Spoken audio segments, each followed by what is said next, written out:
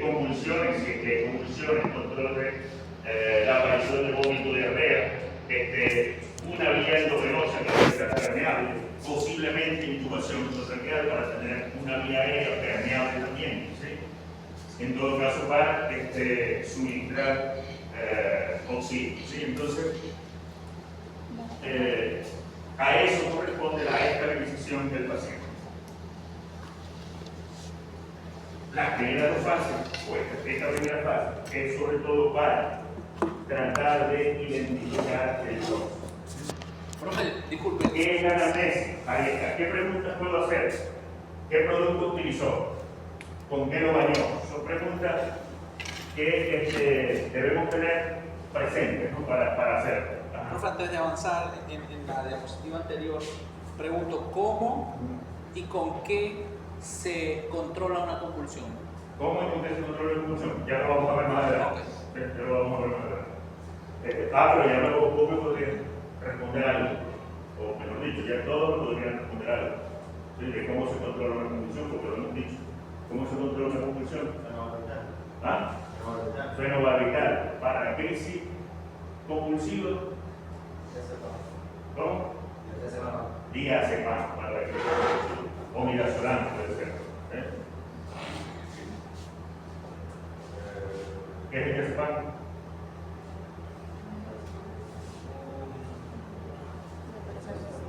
El examen 12 ya lo tiene, no sé que el año pasado el examen, eso no debe haber falta.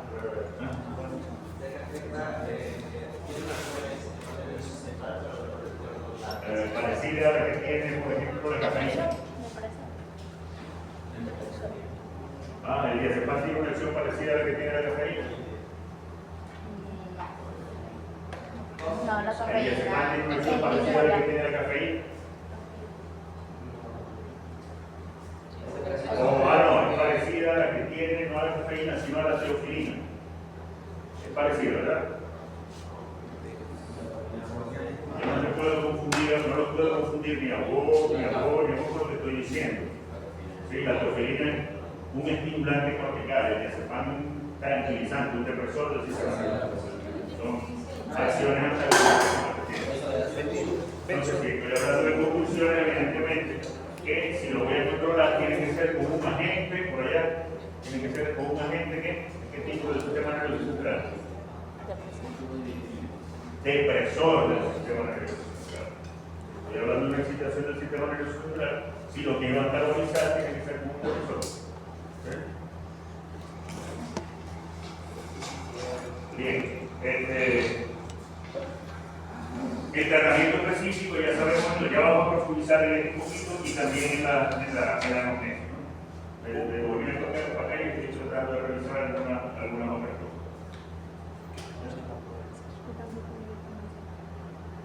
Bueno, fíjense que tiene pacientes sintomáticos, si se ha logrado alguna identificación del tóxico o inclusive sin ella, pero se tiene alguna orientación, entonces pruebas complementarias según el tóxico. ¿Sí? Pruebas complementarias según el tóxico, por ejemplo, el tiempo de protrombina.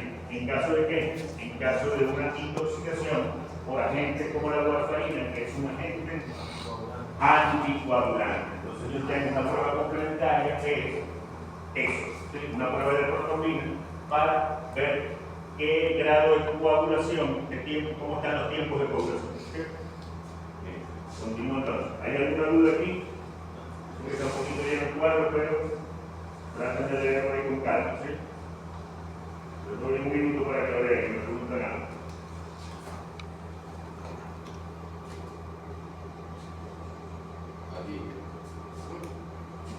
Ya sabemos cómo el tío. Porque en el caso en la parte del paciente intoxicado asintomático no hacemos la evaluación clínica completa? Acá. Porque simplemente no la coloqué allí en el esquema porque el paciente no está presentando síntomas. O sea, sí se revisa, por supuesto, pero no hay síntomas, por supuesto que hay que hacerlo. Hay que hacerlo.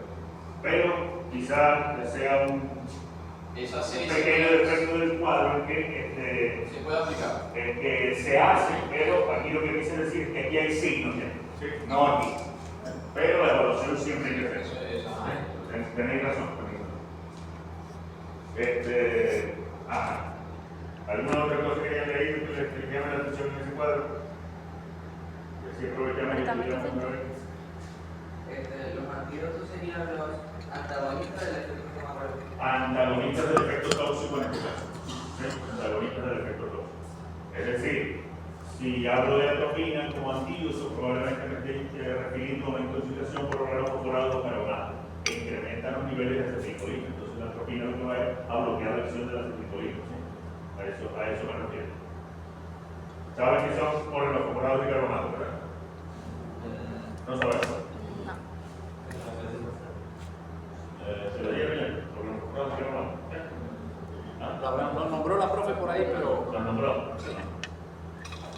Bueno, entonces, ya entonces sabemos que la anamnesis es un interrogatorio en busca de la mayor cantidad de información posible que permita describir el cuadro clínico de la intoxicación. ¿Algunas preguntas? Sí, bueno, ¿qué producto utilizó? ¿Con qué lo halló? ¿Qué medicamentos? ¿Se le dio algún medicamento y después se produjo el cuadro tóxico? Esto, como ya lo he mencionado, con la identificación, con la intención de identificar el tóxico. ¿Sí? ¿Cuánto? Para tener una idea de la cantidad, es decir, de la dosis, cómo se lo aplicó para tener una idea de la vía de exposición, y cuánto para saber cuánto tiempo ha transcurrido, porque si vamos a administrar, por ejemplo, eméticos porque el paciente ingirió el tóxico, ¿sí? Por vía oral, entonces la emesis está indicada en un periodo no mayor a las 2 o 4 horas, dependiendo del cuadro clínico del paciente. ¿Sí? Si el tiempo que ha transcurrido es superior definitivamente a las 4 horas, entonces ya no vale la pena administrar un emético para tratar de evitar que haya mayor absorción del tóxico. Porque Es el probablemente, objetivo de administrar un emético de descontaminación. porque probablemente el contenido ya haya pasado al intestino. ¿Cómo? Porque probablemente ya el Porque contenido- ya ha pasado al intestino y se supone que ya se absorbió la mayor parte. ¿Sí? Se absorbió la mayor parte. Entonces mencioné que puede ser algo sencillo, ¿sí?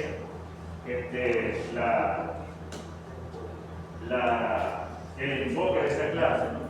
Pero dentro de la anamnesis, vamos a profundizar un poquito en la anamnesis. Entonces, motivo de la consulta, qué signos presenta el animal y desde cuándo, ¿sí? Parte de lo que ya hemos mencionado. Si hay historia clínica previa, por ejemplo, de tratamientos, ¿sí? O el animal de pacientes alérgicos que han administrado vacunas, ¿sí? Si ha habido posible acceso del paciente a plantas tóxicas, ¿sí? A productos de limpieza, alimentos peligrosos, alimentos, por ejemplo, que presentasen hongos, ¿sí? Si ha habido la posibilidad de ingestión de medicamentos, con qué animales convive el paciente, si hay acceso a la basura. Fíjense que son un gran número de interrogantes que el médico debe plantearse porque no sabe de qué se trata. No sabe de qué se trata. Síntomas observados: vómito, diarrea, convulsiones, salivación, ataxia, fatiga relatada, etc. Los síntomas, por supuesto, nos darían también una orientación diagnóstica, aunque no estemos identificando el tóxico. Si el inicio fue agudo o fue más progresivo, si el animal continúa empeorando en esos síntomas o ha mejorado parcialmente, posibles tratamientos que se le hayan podido dar. Hago referencia a la leche. Se intoxicó, dale leche, que eso lo ayuda a bajar la intoxicación, a atenuar la intoxicación. No, si fue ingerido y el tóxico es liposoluble y nosotros administramos leche y la leche tiene alto contenido de grasa, lo que va es a favorecer la absorción del tóxico. Entonces eso no se debe hacer. ¿Sí? No se debe hacer. Esto es muy importante recordar. Profe, yo le voy a preguntar con respecto a la leche, porque por lo menos hay un creador de contenido que él a veces en oportunidades se deja picar por animales como tarántulas, arañas, gusanos peludos, y y un montón de cosas más, y él lo utiliza la leche. Pero para qué, ¿se la bebe? Sí, se la bebe. Bueno, no creo que le haga nada. La leche. Además, tendría que en todo caso. Pero mi pregunta sería esa cosa. Porque Si es, por ejemplo, con una mordedura de una mapanare, no le va a hacer nada a la leche. no, claro, es que esa es la cuestión. No se deja poner por animales venenosos, sino que, por ejemplo, hay arañas que sí son bastante tóxicas. Sin embargo, los escorpiones, por ejemplo, los escorpiones son altamente neurotóxicos. Y hasta también neurotóxicos. Y hasta por escorpiones se han dejado picar. Pero ahí no hay antídotos para la picadura de escorpión. Sí, antes se producía en la Universidad Central, ahorita no. Ya, pero No estoy seguro, pero de casualidad no. no dice no De hay que sirva, no. De que sirva, no. Si es una sustancia liposoluble y fue administrada por vía oral, no. Probablemente la administración de leche retrasa un poco la absorción porque va a colocar ahí un ambiente alto en grasa. ¿No? Entonces va a retardar un poquito la absorción. Tengo una pregunta con respecto al carbón. ¿El carbón no se suministra para luego sacarlo del sistema? Sí, ya lo vamos a ver un poquito más adelante. Ya lo vamos a ver un poquito más. El carbón activado se utiliza para hacer el lavado gástrico. Se utiliza para hacer el lavado gástrico. Bueno, evidencia física hay que revisar, por ejemplo, el vómito. ¿Sí? Si es un vómito que tiene una coloración rojiza, azul o verdosa, entonces a lo mejor nos daría idea de que, y además hay una alteración del tiempo de coagulación, entonces a lo mejor nos daría idea de que inhibió algún rodenticidas anticoagulante, ¿sí? Como la warfarina, el difetialone, ¿no? El brodimacum. Que usualmente esos pellets los hacen coloreados precisamente para eso. ¿Sí? Los hacen coloreados precisamente para eso. ¿Cómo? ¿El qué? Brodimacum, difetialone, warfarina, todos son rodenticidas anticoagulantes. ¿Sí? Que se utilizan en cebos tóxicos para ratas y puede haber consumo occidental por alguna razón. Que si es recomendable inducir el vómito en el paciente. Dependiendo del tiempo transcurrido desde la ingestión. Si han pasado hasta 4 horas, ¿sí? Es posible que sí. Y no hay muchos síntomas, entonces sí, puede ser,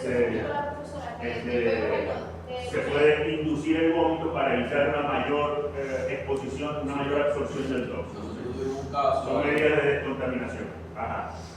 Esa es una profesora que después de dos, por ejemplo, no sé, me di cuenta 2 horas después, ya no más mucho el vómito, para que sí, como ya una absorción, una mayoría de absorción.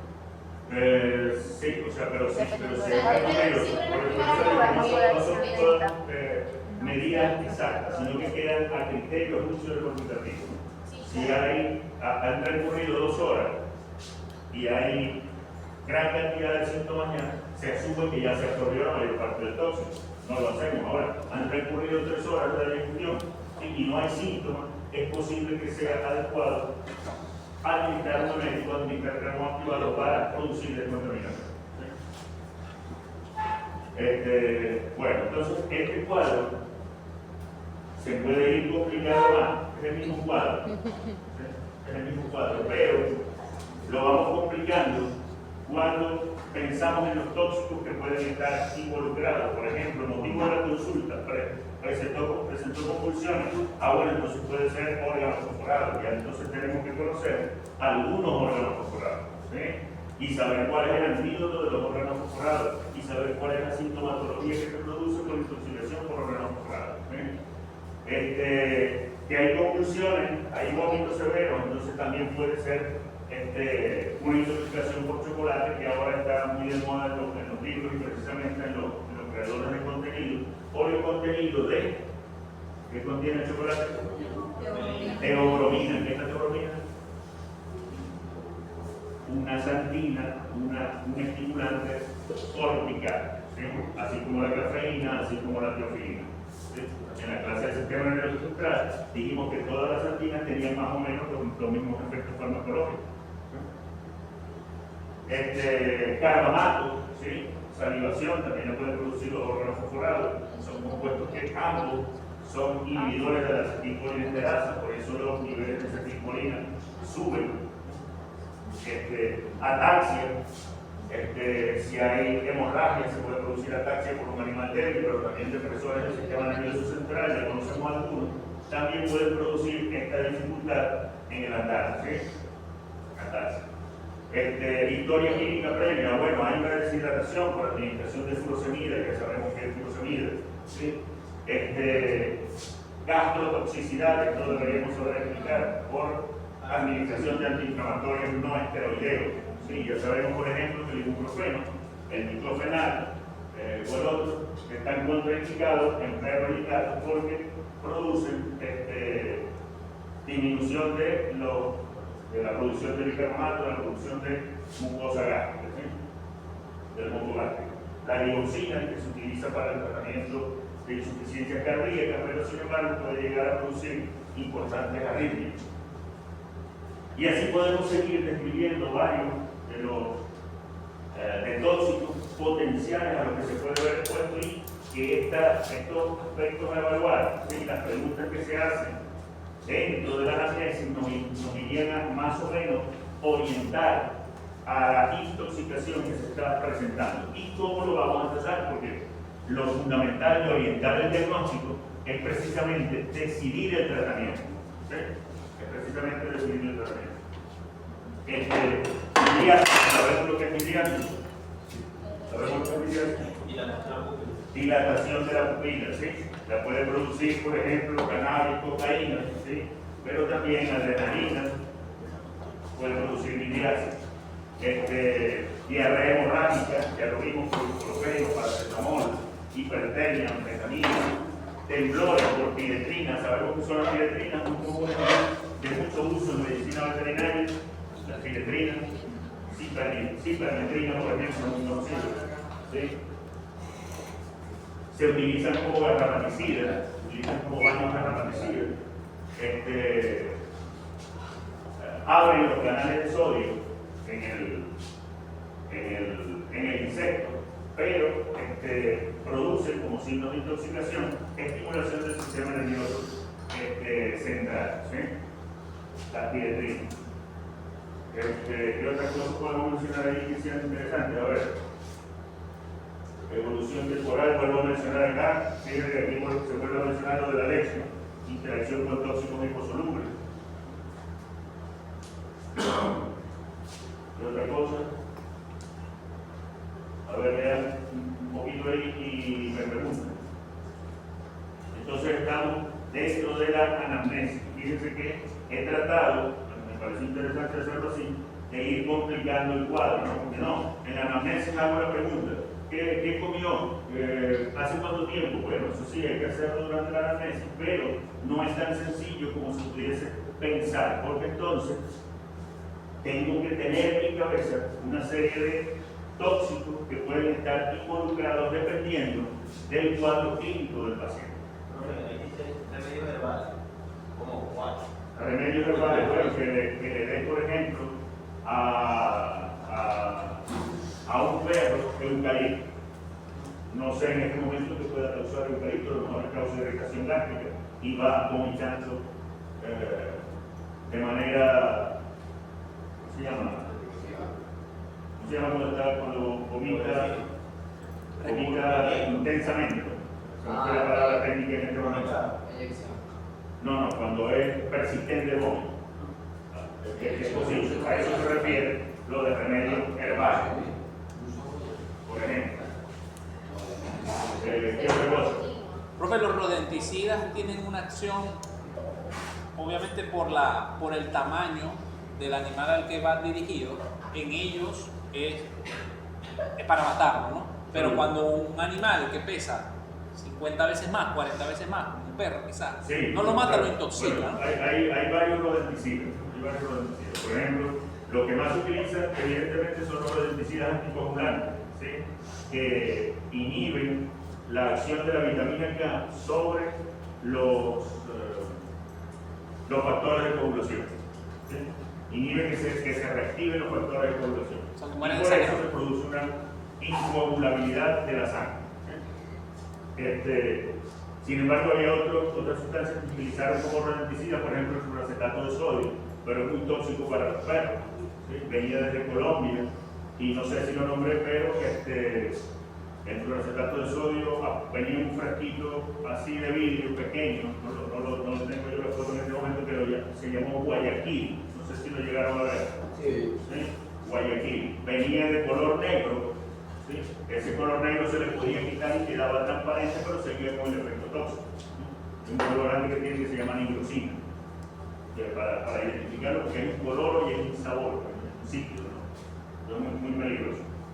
Se utilizó la estrigina como rodenticida en inicio, pero como cuando se lo comían las ratas, entonces se morían en el sitio y las demás aprendían y no venían a comer el cerdo. Entonces por eso posteriormente aparecieron los rodenticidas anticoagulantes, que la rata lo ingiere, ¿sí? Y generalmente es una intoxicación crónica. Come, se va, viene otra vez, come, se va produciendo la incoagulabilidad de la sangre y muere por hemorragia. ¿Sí? El gato se la Muere come. por hemorragia. Sí, lo que sucede es que como tiene que ser metabolizada en hígado, entonces la dosis a la que está expuesto el animal doméstico generalmente es poca si se come la rata, ¿no? Entonces no hay intoxicación por ingestión del animal intoxicado, de la rata de entonces no sé si quedó más o menos clara Sí. la pregunta que me hizo. ¿Alguna otra pregunta por aquí? Seguimos. Los alcaloides, como la estrigina, y que lo tienen algunas plantas, por ejemplo, aquí hay una que se llama copa de oro, que es una flor amarilla, ¿sí? Esa generalmente tiene alcaloides en mucosas, en zonas locales, puede causar irritación, pero si se ingiere, generalmente los alcaloides tienen efecto central de estimulación del sistema nervioso central. Entonces, esa mención sobre los alcaloides. Con todo esto, quiero hacerle entender que es complicado tratar un animal intoxicado. ¿Sí? El examen físico y de laboratorio también está dirigido también a la identificación del tóxico. ¿Sí?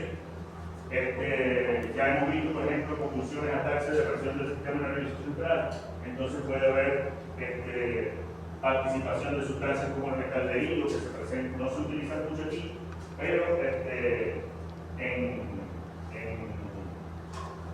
centros de producción camaroneros, por ejemplo, o cangrejeros, para eliminar caracoles que pueden ser fauna que no se desea allí, en esa unidad de producción. La ivermectina, que atraviesa la barrera hematoencefálica y produce depresión. Son fármacos que pueden estar involucrados ahí. El hidróxido de potasio, sabemos lo que es el hidróxido de potasio, ¿verdad? ¿Sabemos lo que es el hidróxido de potasio? No. Diablo rojo. Entonces, en este caso, por ejemplo, si sospechamos que está involucrado el hidróxido de potasio, entonces la emesis estará contraindicada. Porque si es que ha sido ingerido, por supuesto, por vía oral, entonces produce daño de la mucosa oral y esofágica. Si se induce emesis, entonces se supone que esa reexposición de la mucosa al agente corrosivo lo que va a hacer a empeorar el problema. ¿Sí? Antes se utilizaba mucho el hidróxido de potasio en gente que se suicidaba. Algo muy terrible. Terrible porque se utiliza de software y después no hay. Es muy difícil realmente. La ivermectina, o sea, La ivermectina. por ejemplo, en las pruebas gestantes, ¿En la qué? en las pruebas gestantes, si se le da provoca aborto, ¿eso sería como una contraindicación o por Bueno, en todo caso sería una contraindicación no administrar en hembra gestante. Ahora, ¿por qué se produce aborto en este momento? No te sabría decir. En este momento no te sabría decir. porque es efectivo?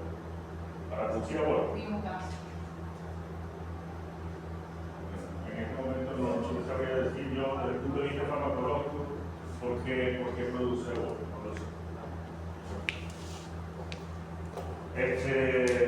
Bueno, aparato cardiorrespiratorio, disnea, tos, estertores, sabemos que es esto, ¿verdad? El monóxido de carbono, intoxicación por monóxido de carbono, ya sabemos que, por ejemplo, desplaza el oxígeno de la hemoglobina, tiene más afinidad por el hierro y hace entonces que a la hemoglobina la hace incapaz de transportar el oxígeno. Los hidrocarburos como la gasolina, ¿sí? Y el queroseno tienen amplia capacidad de dispersión, generalmente tienden a producir neumonías por respiración, ¿sí? En esos casos también la emesis está contraindicada, ¿sí? Por la alta capacidad de dispersión que tienen los hidrocarburos. Ajá. Yo vi un video que un sábado que no estaba en un garaje y el carro vendido. Y le pasó algo. Es frecuente en el humano en ciertas condiciones.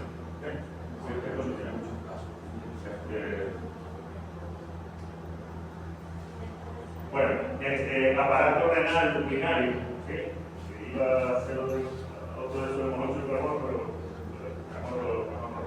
pero aparato renal o urinario, por ejemplo, los compuestos mercuriales o arsenicales, ¿sí? El arsénico es muy tóxico para el riñón. Antes de la ivermectina se utilizaba para el tratamiento de la filaria compuestos arsenicales y el principal efecto adverso era la toxicidad renal.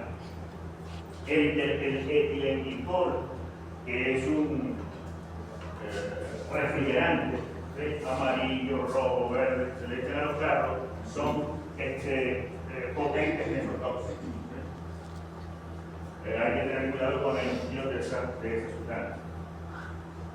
Bueno, el paracetamol, ya sabemos que es hepatotóxico, tanto en perros como en gatos. Las aflatoxinas, las han nombrado, la aflatoxina B1, ¿sí? En materias primas, por ejemplo,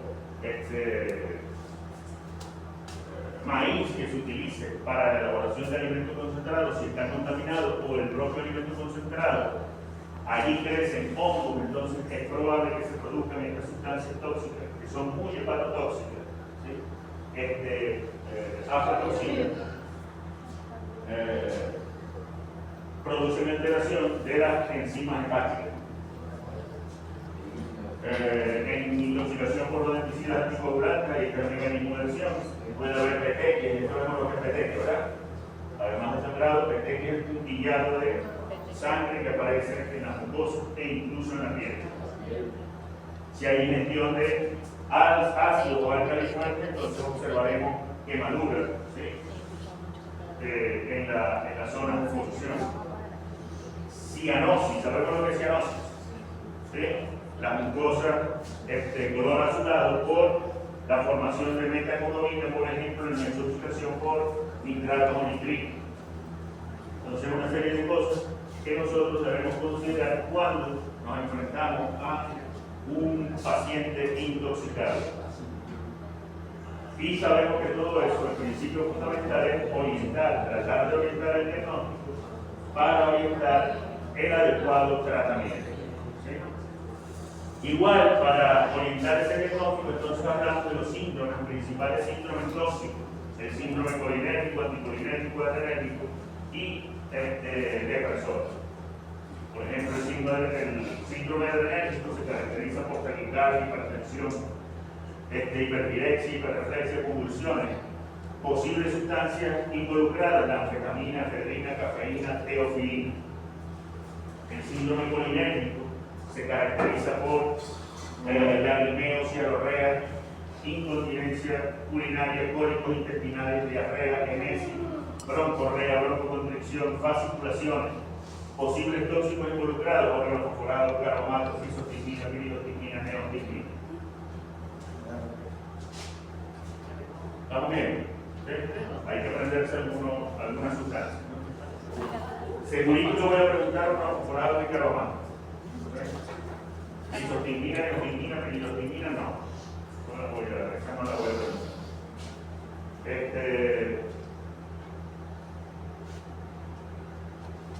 Midriasis, taquicardia, síndrome anticolinérgico por grados antihistamínicos porque tienen efecto bloqueante del clasificación 1. Igual que la atropina, ¿sí? Antipamónicos, fenotiazínicos, que sabemos que son los fenotiazínicos, ¿cierto? ¿Sí? Que son las fenotiacinas. A ver, depresores del sistema nervioso central, tranquilizantes mayores. Okay.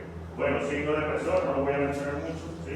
Ya mencionamos acá benzodiazepina, etanol, barbitúrico, narcótico, ¿sí? Por ejemplo, la morfina.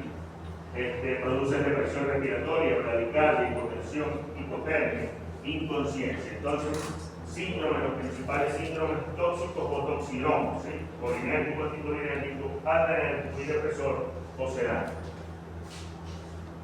Todo para tratar de orientar los posibles tóxicos. Estamos en la idea de la clase, ¿verdad? Sí. Okay. Bueno, pero la estabilización del paciente, entonces, los principales aspectos es asegurar el funcionamiento de las constantes vitales, ¿sí?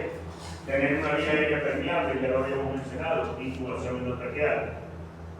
Mantener una vía de acceso venoso permeable también, fundamentalmente para transfundir líquidos isotónicos, ¿sí? Que también lo vimos, había que hacerlo, tener esa vía en pacientes asintomáticos. En este caso yo me estoy refiriendo sobre todo a pacientes sintomáticos. El mantenimiento de la función renal, el transfundir líquidos, ya va a contribuir con el mantenimiento de la función renal y sabemos por qué es importante mantener la función renal, ¿cierto? ¿Verdad? ¿Sí? ¿Por qué? ¿Por qué es importante mantener la función renal? Claro, para facilitar la eliminación del tóxico, ¿sí? En ese sentido es fácil el tratamiento general de intoxicación. Lo difícil es la identificación del tóxico, ¿no? Y ya establecer un tratamiento antídoto o medidas complementarias para esos casos en que podamos más o menos tener identificado el tóxico. Protección del sistema nervioso central, fundamentalmente si hay convulsiones por la administración de anticonvulsivantes.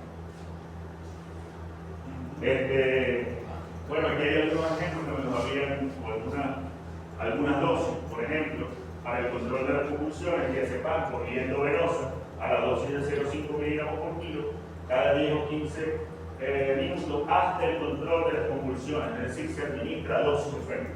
Calculo la dosis, pero como en anestesia general, no dejo de administrar el anticonvulsivante hasta que no cesen las convulsiones. ¿Sí?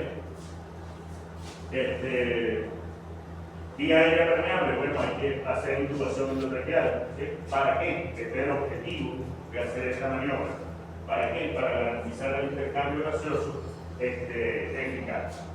Además, la intubación endotraqueal tiene también como objeto prevenir la broncoaspiración. ¿Qué otra cosa me llama la atención ahí? A ver, suero isotónico, ringer lactato, con la administración de diuréticos, mantenimiento de la función renal, ¿sí? Restaurar la uremia en todo caso y mantener la perfusión capilar. Como mencionó su compañera, mantener la perfusión renal favorece la eliminación del tóxico. Y si hay hipotensión, entonces corregiremos o intentaremos corregir ese estado de shock. Corrección del equilibrio ácido-base. ¿Sí? Si hay acidosis o si hay alcalosis, los procesos enzimáticos se ven comprometidos. Entonces tenemos que restaurar ese equilibrio ácido-base. Si hay acidosis, entonces el bicarbonato de sodio 1 a 2 miligramos vía endovenosa. Y si hay acidosis, si hay alcalosis metabólica, entonces administraremos cloruro. Ácido fuerte, exactamente.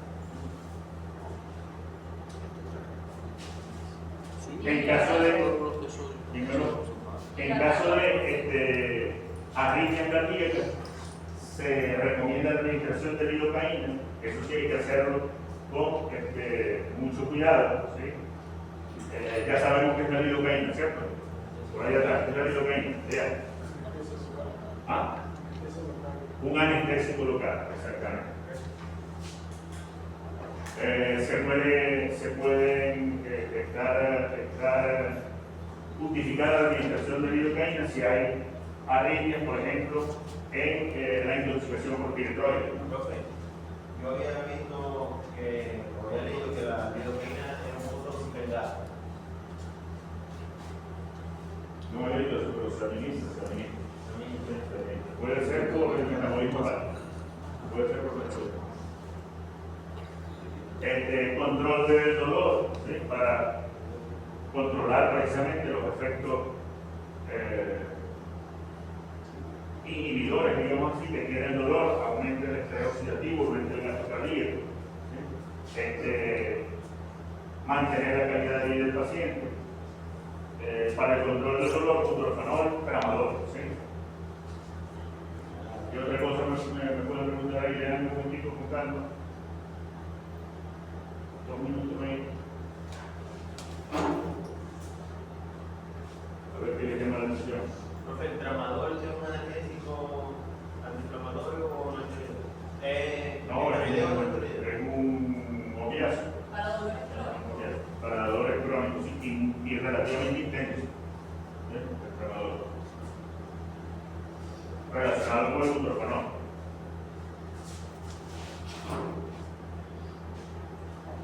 ¿Y otra cosa?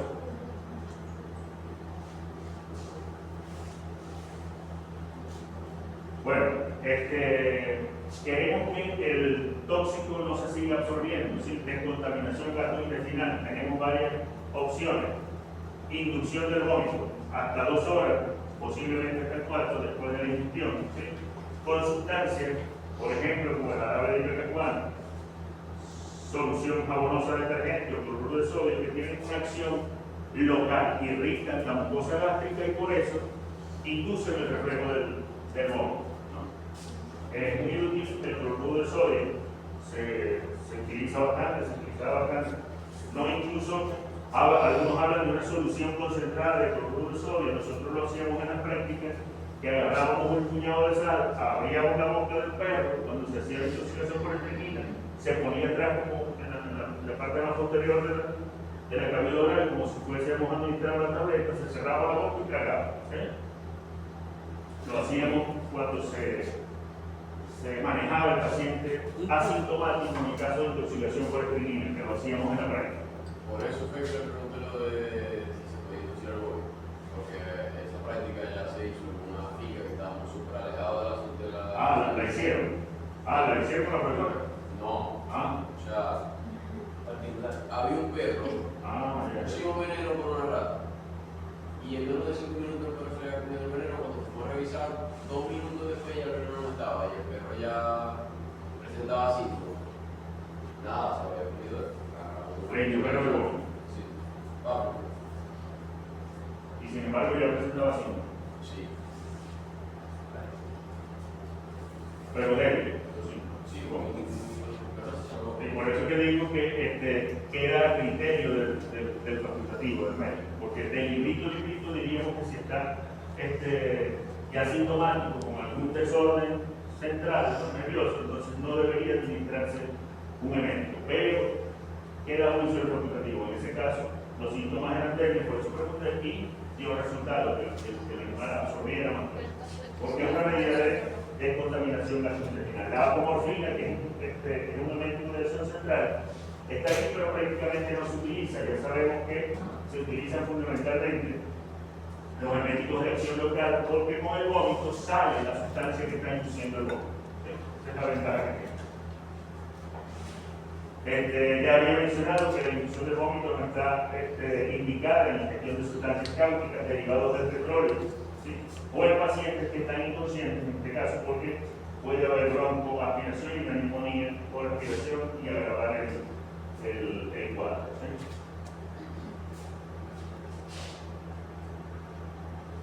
En el lavado gástrico, entonces, podremos tener la posibilidad, además de administrar carbón activado, que como les mencioné, es una sustancia absorbente. La capacidad que tiene de que se le pegue en molécula y con él, con el lavado, salga y no se absorba, es alta, ¿no? Entonces, el carbón activado es una sustancia sustancia absorbente. Por favor, no vayan a colocar acá absorbente, porque incluso en muchos generadores de contenido, ¿sí?, se observa ese error. No es absorbente. Es absorbente de adhesión. Sí, exactamente. Se pega y queda fuera. Y con él sale después.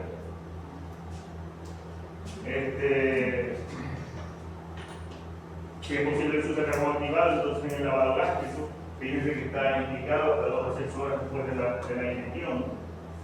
Si lo pudiéramos equiparar al del vómito 2 a 4, yo no pondría tanto como 6 horas, por lo menos no es mi criterio.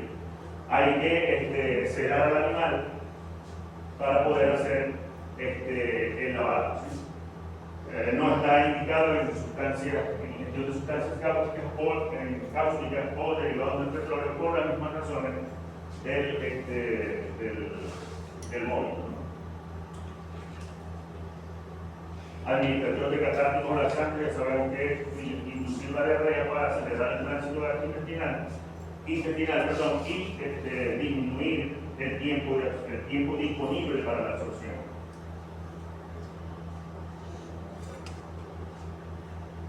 Medidas de descontaminación térmica. No sé si les preguntan. Medidas de descontaminación. Entonces hablaremos de baño. ¿Sí? Si es exposición ocular, hablaremos de una irrigación ocular. Si hablamos de administración de médicos, administración de catárticos, hablamos de lavado gástrico. Medidas de descontaminación gastrointestinal térmica o ocular. ¿Sí?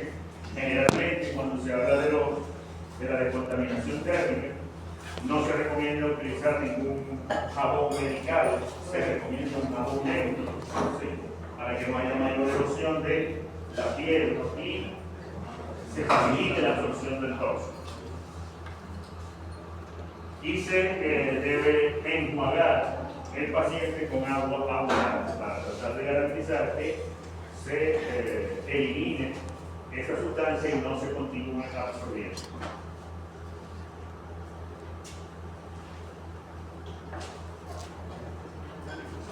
¿Se acuerdan de la alcalinización o acidificación urinaria? ¿Sí? Alcalinización o acidificación de la orina. Si se trata de barbitúricos, si se sospecha de ingestión de barbitúricos o de otras sustancias de carácter ácido, entonces yo procuro hacer la orina alcalina para aumentar la fracción ionizada de la sustancia que está actuando como tóxico. Y si incremento la fracción ionizada, quiere decir que voy a incrementar la fracción hidrosoluble. Por eso hablamos de que estamos tratando de incrementar la eliminación del tóxico, acelerar la eliminación del tóxico. Al contrario, si se trata de sustancias de naturaleza básica, ¿sí?, entonces utilizamos ácido ascórbico, por ejemplo, o cloruro de amonio, para acidificar la orina, pero igual con el mismo objeto, aumentar la fracción ionizada del potencial tóxico y favorecer su eliminación. ¿Sí? Entonces, acelerar la eliminación mediante la manipulación del pH de la orina, que sea relativamente fácil. ¿Alguna pregunta allí? ¿No? Como les mencioné, hay pocos antídotos, ¿sí?, para los órganos mejorados. Nombramos, por ejemplo, la atropina. ¿Sí? Ya para la benzodiazepina habíamos mencionado el flumazenil, para la morfina, la naloxona, para la intoxicación por acetaminofén, la N-acetilcisteína. Quelantes de metales, como el nivelcaprol, ¿sí?, o en la intoxicación por psilocina, el antifazol. Pero generalmente lo que tenemos que recurrir es al tratamiento, al abordaje general y a la estabilización del paciente cuando se trata de una intoxicación, porque los tóxicos, los antídotos, son pocos. En el caso de intoxicación por estricnina, se utilizaba antes esto. Ya les he mencionado que esta posición, la intoxicación cuando ya no se hace, este es el laboratorio que está ahí arriba. se le da una cápsula de 100 miligramos de tequila, un estimulante celular, y eso que estamos observando ahí es ya la fase de los pictótonos, cuando la parte más posterior del cráneo se arquea hacia atrás, en la región lumbar, y se arquea el dorso. Antes empieza con hiperreflexo. Además de ese tratamiento de soporte, hay otras medidas en el caso de la hipertensión por esterilina que incluye que el animal debe estar incluso en un ambiente totalmente oscuro, porque a veces hasta la luz puede generar o desencadenar el cuadro convulsivo aún con el anticonvulsivante. Aún con el anticonvulsivante.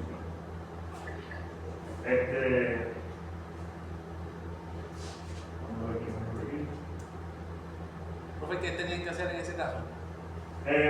Cuando se hace el asintomático, ¿sí? ¿Cómo que se hace? O sea, que es el que le aplica. Porque eso tenía que resolver los estudiantes. Depresores del sistema nervioso central. Por ejemplo, Validur.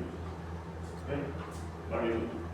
En ese momento no se utilizaba mucho el propofol, se utilizaba el metaxital o el tiopental.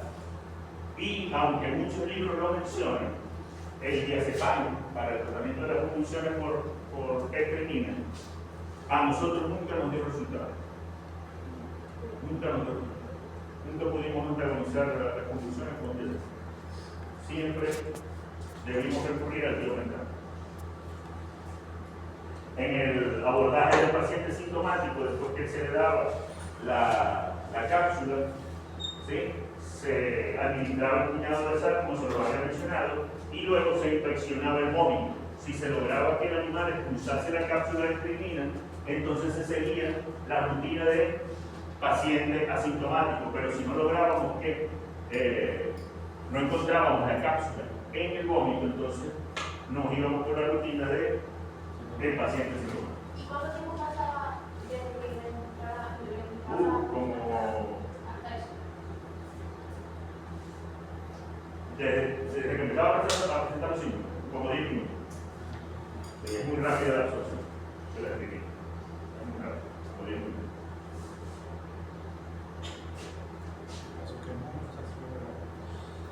Entonces, en el caso del vómito, pues hay que, ya mencionamos con que se puede inducir el vómito. ¿Sí?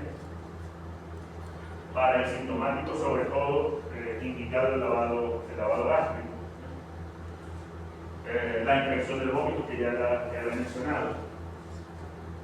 Y bueno, el lavado gástrico, fundamentalmente carbón activado, el permanganato de potasio como agente oxidante, está poco disponible generalmente.